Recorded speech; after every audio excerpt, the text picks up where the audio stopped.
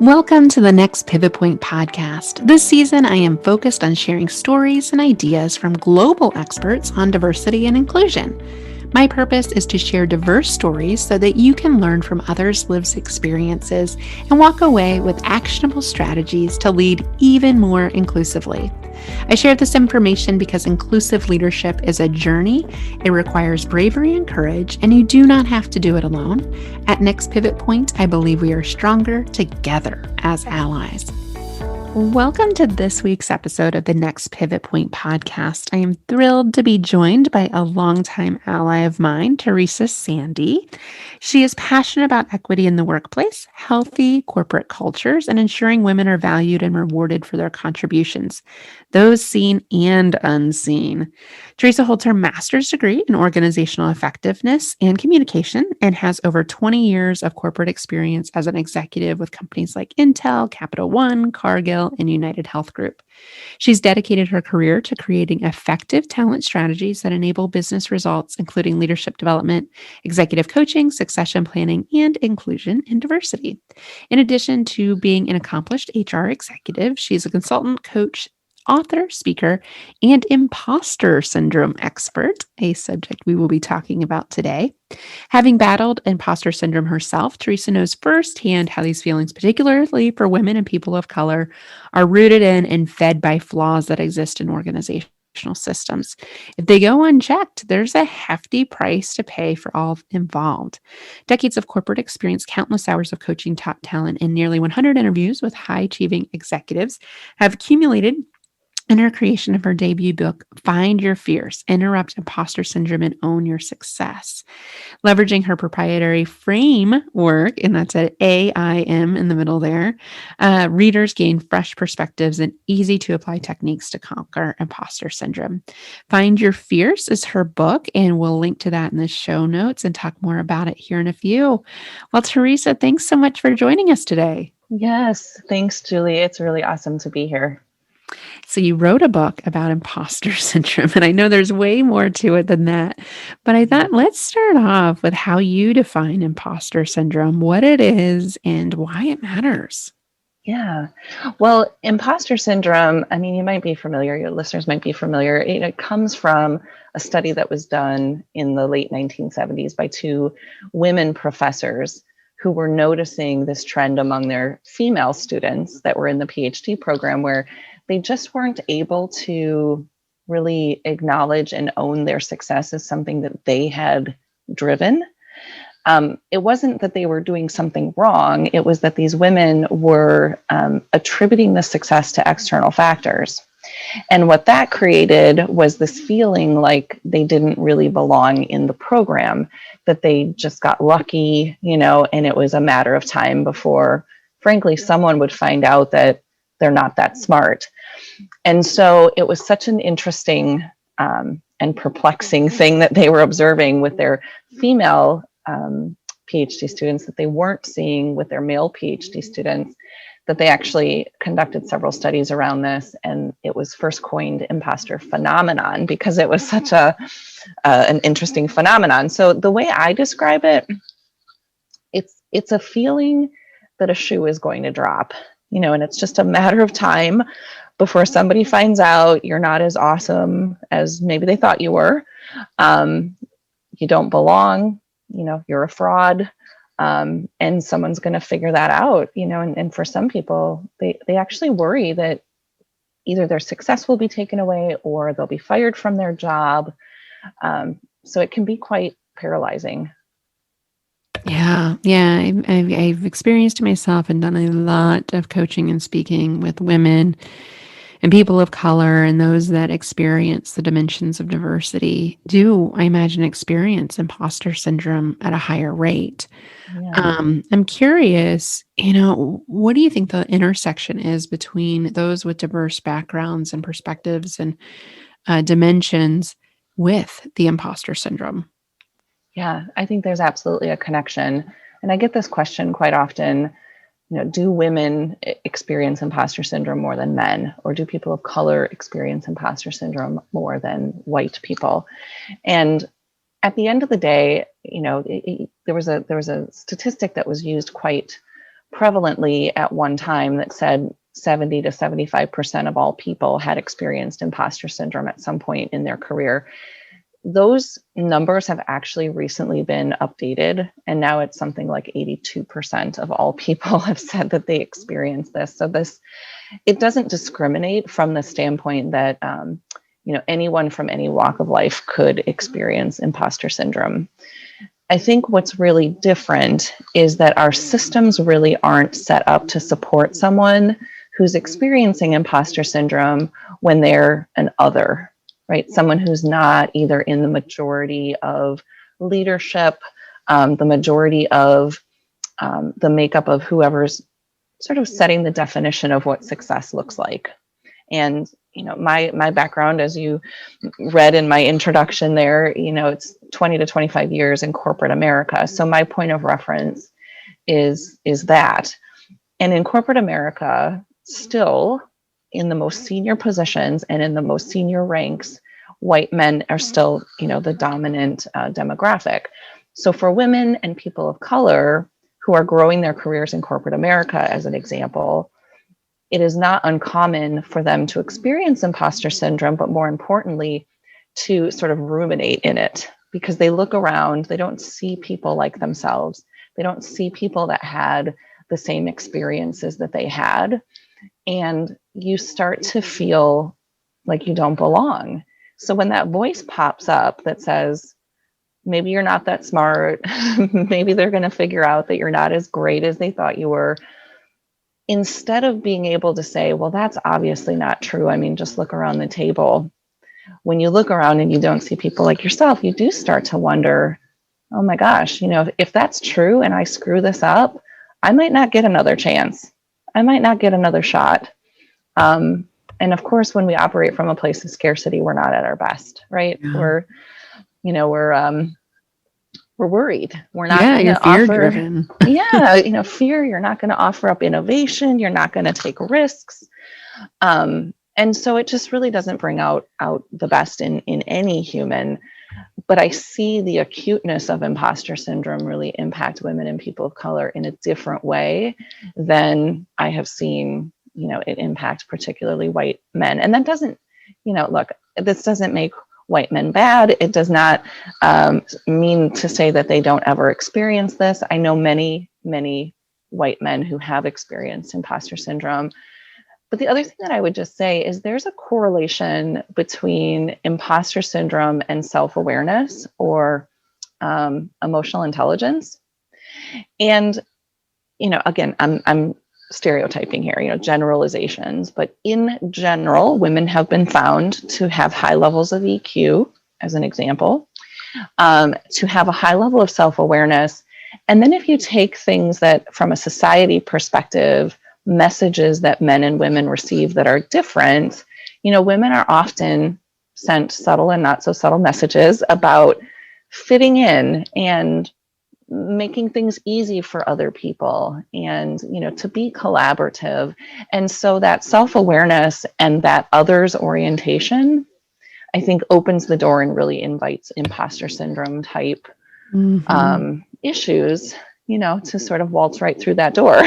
Yeah. In a different socialized. Way. Those are socialized behaviors. It's not that women are naturally more collaborative. They're encouraged to be more collaborative. Correct. And, like you said, the disease to please and to nurture and care for others and make it easy for others, while oftentimes making it harder for ourselves. So Correct. It makes a lot of sense that would manifest in negative messages in our inner voice. And Absolutely. I'm wondering, Teresa, because your book's so filled with some wonderful strategies, if you're facing imposter syndrome, and if you are, 82% of us are, so you're not alone.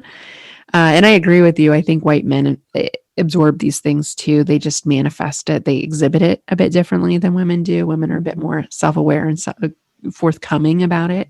Mm-hmm. But if you're facing imposter syndrome yourself, of that, what if people find out that I'm not so good? Or, oh my gosh, how much time do I have left before, something bad happens? If you're facing those fears in your mind or your inner voice, that creeps into your self-dialogue, I'm wondering, what strategies might you recommend for listeners that are facing that? Yeah. So you mentioned the framework. This is the way the content of the book is organized, but it's also the way that I think about the steps to battling imposter syndrome. So framework, it's spelled FRAIM, work. So AIM in the middle is an acronym, and it stands for three things. The A is awareness, the I is interruption, and the M is momentum. So with awareness, one strategy that I always encourage people is to really dig in and understand what imposter syndrome is. So what it is, where it comes from, how it shows up, because it can be kind of sneaky when it shows up. And it often shows up looking like something else. It doesn't show up wearing a banner that says imposter syndrome's here. It shows up in other ways, like perfectionism tendencies, perhaps micromanaging your team, not wanting fear of failure, right? You mentioned fear. And so I encourage your listeners to really understand imposter syndrome, because it's not a passing fancy. It's something that is very prevalent, and it strikes at points of high achievement, which is counterintuitive. But once you've done the thing, once you've gotten the promotion, you've landed on the board, maybe you landed a speaking gig, whatever it is, at that point of achievement is often when the voice is the highest. And that's sort of counterintuitive, right? It's like, well, now I did the thing, I should feel good about it. But that's when you start to wonder if people are going to find out that you don't know what you're talking about. So awareness is so key to understanding what you do next. Because once you see something, you can't unsee it. Once you know something, you can't unknow it. So get that awareness really, really solid for yourself. Then there's the I and the M, the interruptions and the momentum. So interruptions are short-term strategies. These are things kind of quick in the moment. When that voice pops up, what do you do about it? Whereas the momentum section and techniques are much deeper work. These are going to be things like tuning into your values, really understanding your worth, having a strong network of sponsors and allies. And, as you know, this is your life's work. That doesn't happen overnight. So that's a lot deeper work. It's going to take some time, but I promise you it's worth the effort. So having that framework and that understanding, the techniques to battle imposter syndrome, like I said, learn as much as you can and really understand it so that you can identify it when it's happening for you. Once you know it's happening, my favorite technique in the interrupt section is a very simple one, which is, you're sitting in a meeting, somebody asks you a really tough question, and here comes that voice in your head that says, do you really know the answer? Do you really know what you're doing? They're going to look at you sideways, whatever it is that our brains are telling us. And just ask yourself, what if that's not true? What if that's not true? What if actually you are perfectly positioned to answer that question? What if you are the only person with a unique perspective that's going to move that meeting forward? What if you 1,000% know what you're talking about? You are an expert and people need you. And it sounds so simple, but when you're on that sort of rumination wheel, I call it awfulizing a situation, right? This voice is in your head. You start to sweat a little bit. Your hands get sweaty. You start thinking, oh my gosh, this is going to go bad. It's very difficult to short circuit those thoughts. So you need to have some techniques in your back pocket, some questions that you can ask yourself to quiet that voice in the moment so that it doesn't prevent you from speaking up, sharing your ideas, sharing your gifts and talents, and it doesn't derail you from where you're going.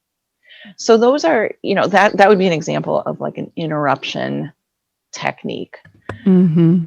A momentum technique is going to be, there's a lot in the momentum section of the book that's really about mindfulness. And the reason that's so important is because, what we think drives what we do, and what we do drives the result that we get. So often, if we don't like a result that we're getting, as humans, we go back to, well, I'm going to change what I'm doing and then I'll get a different result. And it's almost like you get caught in this Bermuda Triangle between outcome and behavior. I'm doing something, I'm getting a result. I'm doing something, I'm getting a result. I'll do something different, I'll try to get a different result. But if you don't go all the way back to the beginning and really become mindful about what you're thinking about the situation or about yourself or your capabilities, if you don't go back to that initial thought process, that is what's going to drive really meaningful different behaviors. And that different behavior is what's going to really drive meaningful different results and outcomes for yourself.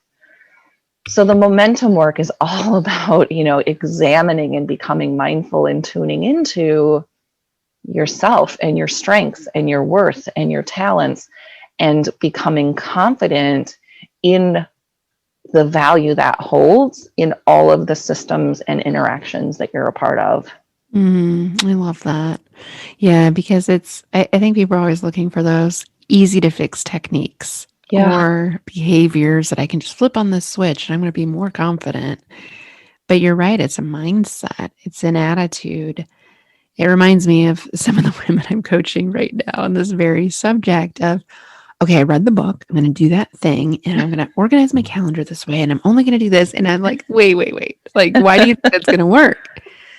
Well, so-and-so said it's going to work and I think it's going to work. And I was like, how long are you going to stick with those habits? Oh, well, it's like, when is the last time you tried a habit like that and it stuck? Well, this is different, and it's just funny how people are like, oh, like you're dealing with something in your brain. Like there's a mindset issue here that you've got to unpack, because those techniques are only going to work for a little bit until your brain drives your behavior. And that mindfulness piece in the book is so powerful because it helps people understand how to really connect with their inner thoughts. Yeah. It's so true. Yeah. It's so true. And what I would just say is, I've had a lot of people say, well, is the key to beating imposter syndrome to just fake it till you make it? If you've heard that saying. Oh, yeah. And, look, there's a time and a place to fake it till you make it. I mean, I do it, you probably do it.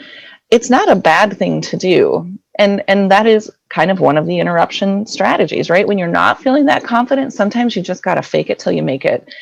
It's just that's going to get you through that 30-minute meeting. That's going to get you through this short-term fix that you need. It's not going to fundamentally shift the way that you're thinking about yourself and your value. And so I do think you need short-term Band-Aids, but that's all they are, right? They stop the bleeding. Right. It fixes a symptom. And that's why I felt compelled in writing the book to provide some things that will get you through that meeting, that will get you through that quick negotiation, that will help you in the moment. But I really encourage people to focus on the momentum sections, because that's what's going to really change your life and change your experience with imposter syndrome. And as you continue to be successful, which I know all of your listeners are, they're on a journey and they're up to big things. As you experience success, this is going to pop up. The more work you do on the momentum section and that deeper foundational work, the less likely the imposter syndrome is going to knock you down when it does pop up, and it's not going to keep you down when you do experience it. And that's why it's so important. And I had a friend reach out recently and said, I'm breezing through your book. I love it. And then I got to the momentum section, and is it ironic that the momentum section has slowed me down? And I said, well, it's not, it might feel ironic because momentum sounds like propel you forward and, quickly, but momentum is the deep work. It's the investment so that you don't need to revisit those things. You don't need a Band-Aid every single time, because now you're laying that groundwork and that foundation to propel you forward in the future. Yeah. I think it's interesting that there's kind of like two camps of imposter syndrome. And it's counterintuitive, like you said, like when you experience success, you might have it creeping up a bit more like, who are you to like write this book? And who are you to have this podcast? I'm talking to myself right now. And I can identify with that as just authoring a children's book on allyship. Yes. the little allies, it was like, well, who am I to write a children's book? I don't have an education degree. I'm not this or that. And so I can identify with that. It's really when you take a chance, especially take a risk and it pays off and you see success. It's almost like you're surprised yourself that somehow this is all going to crumble and it's not real. But Yes. then also when you feel like the other, like you said, women, people of color, those with disabilities, LGBTQ plus, the list goes on. In my work in diversity, I see this a lot of just this fear of there's no one like me up at the top of the organization. I can't possibly make it up there. So Mhm. yeah, there is this, I kind of do have to fake it to make it because I don't see anyone that looks like me doing what I want to do. So I kind of just got to lean in, to not quote Sheryl Sandberg there, Yeah. but there is an element of that works. And that's where imposter syndrome, when I first got exposed to it, was Amy Cuddy's work. And Yes. if listeners haven't watched that, it's a oldie but goodie. And some of the things she found in her book, it was really interesting how it's a universal thing. Like you said, most people experience it. And there are some Yeah. Band-Aid fixes that she offers, like the power pose, but there's so much more richness I like in your work and completion to this.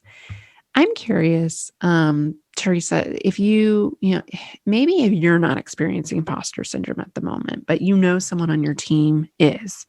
And maybe it is somebody that has a diversity dimension or somebody that's not like you. And I think this is really where white men get scared. Like, why? Like, I don't know why she's not confident. Like, I Mhm. see all these great things, but like, she doesn't see it in herself. And sometimes it's like unnerving for them. Like, why? Like, I don't get it. Like, what can I do to be supportive?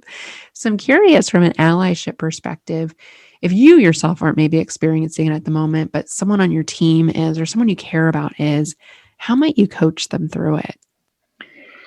Yeah, it's a great question. It's an important question. And before I answer it, I guess I would just caveat in saying I don't believe that it's anyone's job to label someone else as having an experience. So to say, Sure. oh, I see, I see Julie, she's struggling, she must have imposter syndrome, right? And I know that's not what you're implying, but I have actually spoken with a lot of senior leaders in organizations who come to me and say, so and so on my team has imposter syndrome. And I say, how do you know that? And they say, I just know it. It's not because the person told them, it's because they're so convinced. So it's really important that we don't start with assumptions and labels. So one of the Sure. things that I would encourage leaders to do is to get curious about what the experience is that the person's having. So if you're noticing that the person, maybe the scenario is the person just got promoted and now they stop talking in meetings, I would get curious about that. Hey, Julie, here's what I'm experiencing or noticing. I miss your voice in meetings. You've got so much to offer. You've got such great ideas. I miss hearing you. Can you tell me a little bit about what's going on? Do you notice that? Am I spot on? Am I off the mark? This is just my perception, but what's going on for you, Julie? And to get curious and have the person have a voice versus you diagnosing what you think is happening. I always tell leaders, if there's something about your culture or the environment or the behavior of your employees that you don't like or feels off, the first thing I encourage leaders to do is to look in the mirror and just to see and observe if there's anything about what they're doing that might either be creating an environment where people don't want to take risks, they don't want to speak up. And that's super hard, right? I mean, we all have blind spots. We don't often see these things, but just as a reminder, I always ask leaders to start there, look inward, look at themselves, and then create the space, create the safety, create the container to be curious and invite the person in to have a dialogue about what the leader is seeing versus maybe what the person is experiencing. If the person says, yeah, you know what, I'm not feeling super confident in this role, or maybe they say things like, I don't know if you picked the right person, I'm nervous. Well, then the leader has something to work with, right? It's okay, well, let's go through the concrete objective reasons that I put you in this role and play back for the person their strengths, their talents. what you see as their gifts. And that's going to help the person also objectively, right, internalize and bring in what they're seeing. So they can essentially see the same thing that the leader is seeing. What doesn't work, I can tell you, is just, so often leaders are like, I don't know what's wrong with Julie. I mean, Julie, you're awesome. Just don't feel that way. Right. Like just wave this magic wand and make that go away. And yet that's, as humans, especially when leaders are well-intending, they do just want you to see what they see. They want you to see all the good stuff. And so it's often hard for them to even believe that you can't see that in yourself, right? Because they're staring at you and they're seeing all the goodness. And so it's not uncommon for a leader to say, oh my gosh, Julie, no, don't feel that way. You're fine. Because that is not going to be enough, right? Go back to what is the person thinking? That's driving what they're doing, and that's driving the outcome that they're getting. So, as leaders, just tune in and get curious and open that dialogue. But as you know, and you talk about this a lot, in past podcasts and in the work that you do, it's not the person's fault for feeling imposter syndrome. Sure. It's often an outcome of an environment that they're a part of where they don't feel like they belong. And so this conversation about, diversity and inclusion and things like that is so important. The bottom line is, if I don't feel like I belong, I'm probably not going to show up as my authentic self. I'm not probably going to be at my best. On some level, I kind of am faking it, right? I'm not really being myself. And so it's a pretty complex issue. Imposter syndrome is not just one thing that causes it. So it's not just one thing that fixes it. You have to really look at the whole ecosystem to see how you can make that healthy and help people feel a sense of belonging. When we feel confident, safe, and like we belong, we don't question ourselves nearly as much. I love this. The context matters.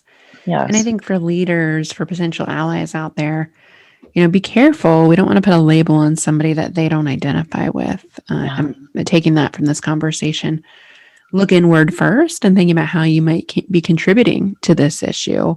Yeah. If you're a leader, if you're an influential person, what could you do to create more psychological safety so that someone doesn't feel like the other or feels less than? And then I really like the tools for that conversation as well.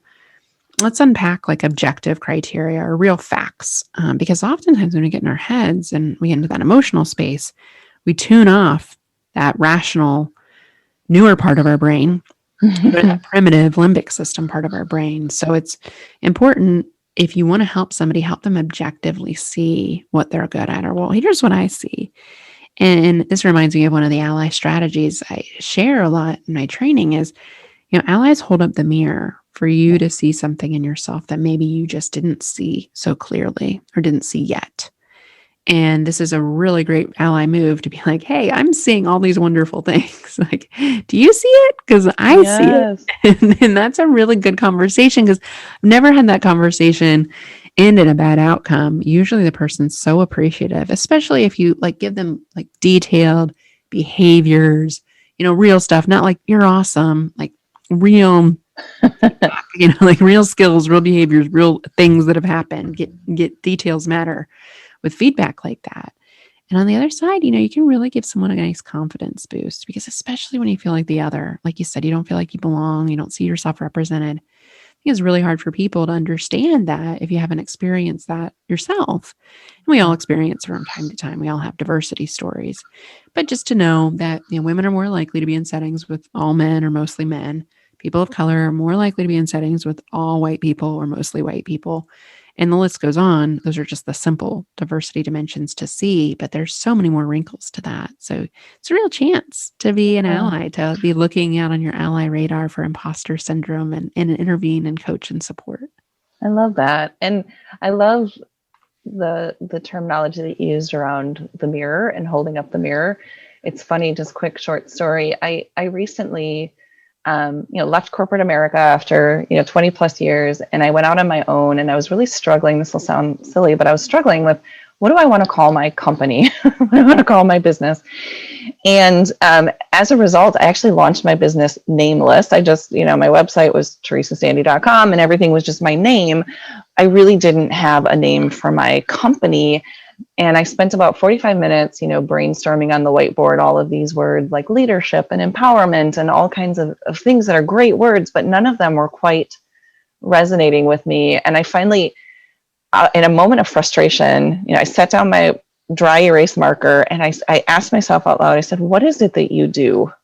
What do you actually do? Like, what's your unique value? And what came out of my mouth was that I hold up the mirror for people to see what's possible. And I named my company Mirror Strategies because of that. That's awesome. And so I love the connection that you just made there. And it's so true. I think that is the core of, allyship and healthy cultures is to be able to hold up that mirror. Yeah. Oh, and it's such a selfless act to do that. Oh, what a cool story.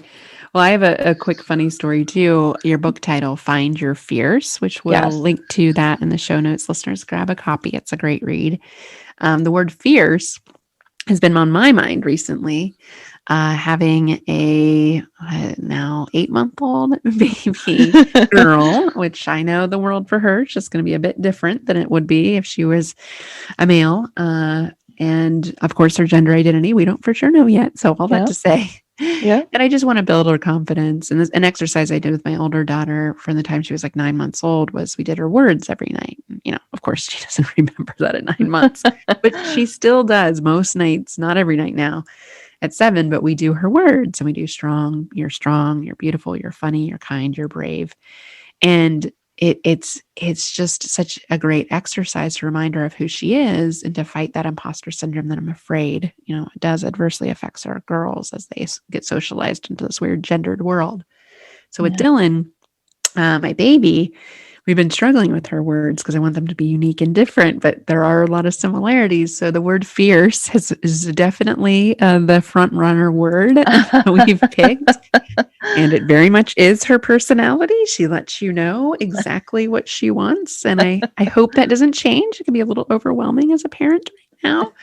As she finds her voice in this world, fierce will be one of her bedtime words. So I really appreciate you having a tool that helps other people find their fierce. Oh, I just love that. Oh, I just love that so much. And I want the same for both of your daughters and for, everyone listening. I mean, I think we all deserve to belong, and we all deserve to be fierce and, have our gifts be shared and acknowledged out in the world. So that's absolutely what I want. Oh, you've got such passion in your work and a natural purpose and why for it, which is always nice to find work that you can really deeply connect with. Yeah. Well, Teresa, congrats on the book. Congrats on the business. Tell our listeners, how can they follow your work? How can they connect with you? Yeah, thank you. Thank you.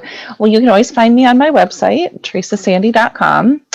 I also have an Instagram, which is Fierce Not Fears on Instagram. And LinkedIn is always, a good place to find me. Just my profile is LinkedIn/Teresa Sande. So follow me any of those places. If you go to my website, you can sign up for a newsletter, which I send out some, nuggets and articles and facts and tips and anything that I can do to try to help people. I send those through my newsletter. And so, and then on my website, you can always find my email address as well. And I would love to hear from anyone that I can help with. Awesome. Well, listeners, we'll link to that in the show notes. And thank you so much, Teresa, for being on the show today. Yes. Thank you, Julie, for everything that you do. And thanks for having me. I appreciate you listening to this episode. If you like this podcast, the best way you can be an ally is to write a review on iTunes, on Spotify, on Google, or wherever you listen to your podcasts. Every review helps other allies find us. I host this podcast because I believe we are stronger together as allies.